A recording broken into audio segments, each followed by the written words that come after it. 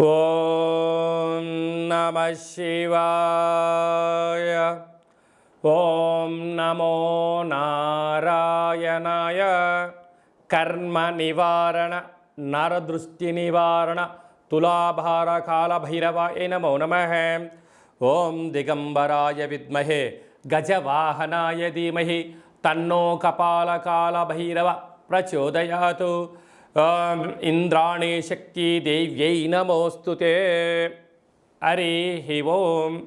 మా ఛానల్కి స్వాగతం. చూస్తున్న వీక్షకులకు ప్రేక్షకులకు ప్రియ కాల భైరవ భగవద్బంధువులకి స్వాగతం పలుకుతూ మమ్మల్ని ఎంతగానో ఆదరిస్తూ ఉండబడినటువంటి ప్రియ సోదర సోదరీమణులకు, సనాతన ధర్మ సంరక్షకులకు, జ్యోతిష్య అభిమానులకు గురువుల యొక్క ఆశీస్సులు అందరిపైన ఉండాలని, అందరికీ శ్రీ కపాల కాళ భైరవ స్వామి ఆశీస్సుల చేత అందరూ నిండు నూరేళ్ల ఆయురారోగ్యాల చేత విద్యార్థులకు విద్య, ఉద్యోగస్తులకు వ్యాపారస్తులకు వ్యాపార ఆకర్షణ, ధనాకర్షణ కలిగి ఎవరికి ఎలాంటి కష్టాలు లేకుండా ఐశ్వర్యాన్ని, ఆనందాన్ని, కష్టపడే తత్వాన్ని ప్రసాదించాలని కాళభైరవ స్వామిని కోరుకుందాం.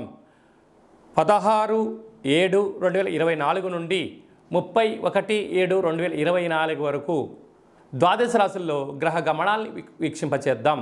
వృషభ రాశిలో కుజుడు మరియు దేవగురు బృహస్పతి సంచార స్థితి, కర్కాటక రాశిలో రవి బుధ సంచార స్థితితో బుధాదిత్య రాజయోగం మరియు శుక్రుడు అక్కడే సంచార స్థితి, కన్యరాశిలో కేతు సంచార స్థితి, కుంభరాశిలో శని భగవానుడు స్వక్షేత్ర వక్ర గమన సంచార స్థితి, మీనరాశిలో రాహు సంచార స్థితిలో ద్వాదశ రాశుల్లో గ్రహ గమనాలు ఈ విధంగా ఉన్నాయి. వీక్షకులకు ప్రేక్షకులకు అందరికీ కూడా తొలి ఏకాదశి పండగ శుభాకాంక్షలు. అలాగనే మనకు ఆషాఢ మాస ప్రారంభము. ఆషాఢం అనగానే హైదరాబాద్ అనగానే ఆషాఢం అని గుర్తొస్తుంది. ఎందుకనగా మనమందరము కూడా ఇంటిని శుద్ధి పెట్టుకొని వేపాకులతో మామిడాకులతో ఇల్లంతా చక్కబెట్టుకొని అమ్మవారికి బోనమెత్తుకొని అమ్మవారి యొక్క ఆశీస్సులు పొందుతాం. ఎందుకనగా మనకు చర్మ వ్యాధులు కానీ, అంటు వ్యాధులు కానీ, మచూసి లాంటి వ్యాధులు రాకుండా ఉండడం కోసము గ్రామము అంతా, వీధి అంతా, తెలంగాణ రాష్ట్రం అంతా కూడా వేపాకులతో పసుపు నీళ్ళను చల్లడం వలన అంటువ్యాధులు రావు.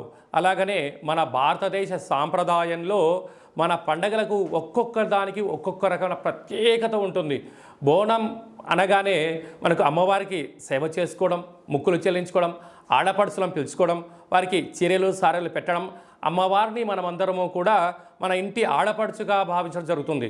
పోతురాజులు అందరూ కూడా స్వామివారి యొక్క అమ్మవారి యొక్క సేవలో నిమగ్నమై ఉండడం జరుగుతుంటుంది. కనుక మనమందరం కూడా అమ్మవారి సేవ చేద్దాం, అమ్మవారి యొక్క ఆశీస్సులు పొందుతాం. మన సనాతన సాంప్రదాయాల్ని భావితరాలకు అందించే మానవ ప్రయత్నం చేద్దాం. అలాగనే దక్షిణాయన ప్రారంభము కనుక మనకు ఉపవాసాలు, యజ్ఞాలు, యాగాలు, క్రతువులు చేసుకునేటువంటి ఆయన కనుక మనమందరము కూడా భక్తితత్వంతో ఉందాం, తల్లిదండ్రులను గౌరవిద్దాం, అమ్మవారి యొక్క ఆశీస్సులు పొందుదాం. ఆషాఢమాస పూర్ణిమ బహుళాష్టమి సందర్భంగా వృశ్చిక రాశి వారికి ఒకవైపు అర్ధాష్టమ శని భగవానుడు కుంభరాశిలో వక్రగతి సంచారం చేయనప్పుడు ఎలాంటి యోగాన్ని పొందాలి, ఎలాంటి కష్టాలను నిర్మూలించుకోవాలో ఈ వీడియోలో సవివరంగా సంపూర్ణంగా తెలుసుకుందాం. వృశ్చిక రాశిలో ఏ నక్షత్రాలు వస్తాయనగా విశాఖ నక్షత్రంలోని చివరి పాదమైన 4వ పాదము, అనురాధ నక్షత్రంలోని 4 పాదాలు, జ్యేష్ఠ నక్షత్రంలోని 4 పాదాలు కలిపితే వృశ్చిక రాశి అవ్వడం జరుగుతుంది. చాలామందికి పుట్టినటువంటి కాల సమయంలో డేటా ఆఫ్ బర్త్లో లేనటువంటి కారణం వలన పేరు యొక్క మొదటి అక్షరాన్ని అనుసరిస్తూ ఆ రాశిని తెలుసుకొని ప్రయత్నం చేద్దాం. తో, నా, నీ, ను, నే, నో, యా, ఈ, యు అక్షరాల వర్ణుడు వృశ్చిక రాశి జాతకులే. అర్ధాశ్రమ శని భగవానుడు వక్రగతిలో సంచారం చేయడం వలన మీరు ఎంతో కష్టపడి పైకి వెళ్ళాలి, ఉన్నతమైన స్థాయికి ఎదగాలి అని చెప్పి నిరంతరం మీరు కృషి చేస్తూ ఉంటారు. కొందరు పనిగట్టుకొని వారి మూర్ఖత్వాన్ని మీకున్న జ్ఞానానికి జోడించి మీ దగ్గర ఉన్న ధనాన్ని, సమయాన్ని పట్టుకుపోయి మిమ్మల్ని పిచ్చోలు చేయడానికి అనేక మంది ఎదురు చూస్తూ ఉన్నారు. కనుక వీలైనంత వరకు ఎవరు మనవారు, ఎవరు పరాయవారు, ఎవరితో మీరు ఎంత దూరంగా ఉంటే మీ జీవితం అంత సేఫ్గా ఉంటుంది. మీ సమయం వృధా అవ్వదు, మీ ధనం వృధా అవ్వదు అని చెప్పి మీరు ఆలోచించుకోవాలి. మీరేమనుకుంటారంటే అంతా నా వాళ్ళే అనుకుంటూ ఉంటారు, కానీ ధనం నీ దగ్గర ఉన్నంత వరకే నువ్వు వాళ్ళ వాడివి. నీ దగ్గర ధనం లేదని ఒక్కసారి పాస్ ఆన్ చేయండి. ఒక్కరికి ఫోన్ చేసి ఒక్క పూట భోజనం పార్సల్ పంపించామని చెప్పి ఒక్కసారి అడగండి. మరొకరు ఎవరైనా మీకు ఫోన్ చేస్తే మిమ్మల్ని మీరే పరీక్షించుకోండి. ఎందుకనగా వృశ్చిక రాశి జాతకులు బోళా శంకరుడు లాంటి వాళ్ళు. ఎవరైనా ఆకలి అని అడగక ముందే మీరు వెళ్ళి అన్నం పెడుతూ ఉంటారు. మీరేమనుకుంటారంటే అయ్యో వాళ్ళు ఆకలి తీర్చానని మీరు అనుకుంటారు. వాళ్ళేమనుకుంటారంటే నీకు ఎక్కువై నాకు పెట్టావని వాళ్ళు అనుకుంటూ ఉంటారు. కనుక మీ భ్రమలో నుంచి మీరు వీడండి. ఏది సత్యం, ఏది ధర్మం, ఏది న్యాయం, ఏది మీ వ్యక్తిగతం, ఏది మిమ్మల్ని పరాయి వాళ్ళు వాడుకుంటున్నారో మీరు ఒక్కసారి ఆలోచించగలిగితే శని భగవానుడు వక్రగతిలో మీకు బుద్ధుడికి రావి చెట్టు కింద జ్ఞానోదయం అయినట్టుగా మీకు కూడా ఆలోచన చేసే శక్తి కలుగుతుందని చెప్పి గమనించాలి.